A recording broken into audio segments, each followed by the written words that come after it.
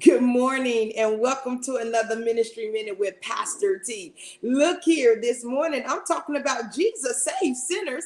I'm in the New Living Translation Bible. I am in the book of Luke, chapter 19, and I am going to start with verse number 1. Jesus entered Jericho and made his way through the town. There was a man named Zacchaeus. He was the chief tax collector in the region, and he became very rich. He tried to get a look at Jesus, but he was too short to see over the crowd. So he ran ahead and climbed the sycamore fig tree beside the road, for Jesus was going to pass that way. When Jesus came by, he looked up at Zacchaeus and called him by name. Zacchaeus, he said, quick, come down. I must be a guest in your home today. Zacchaeus quickly climbed down and took Jesus to his house in great excitement and joy, but the people were displeased. He has gone to be the guest of a notorious sinner, they grumbled. Meanwhile, Zacchaeus stood before the Lord and said, I will give half my wealth to the poor, Lord, and if I have cheated people on their taxes, I will give them back 4 times as much. Jesus responded, salvation has come to this home today, for this man has shown himself to be a true son of Abraham. For the Son of Man came to seek and to save those who are lost. Amen. Look here. Now, I know this may be a news flash to many of us Christians, but Jesus saves sinners. How do we think we got saved? We ain't always been saved. We ain't always lived a holy life. We ain't always had our mind stayed on Jesus. Our mind may have been on Jack and Sarah and John and Paul, but it ain't always been on Jesus. And here it is. Zacchaeus.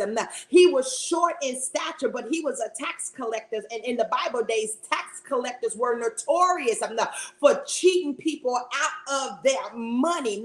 And so he wanted to see Jesus. And he did. He became like a little child. He was a rich man, but he climbed up in a tree because I needed to see Jesus. And here it is.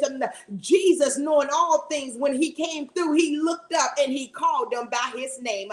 You got to understand, folk wasn't calling Zacchaeus by his name. They was calling him no good, low down, dirty shame. Oh, here come that little shyster trying to get all my money. But Jesus looked up and called him by his name and treated him kindly and said, come on, Zacchaeus, I'm coming to your house on the day.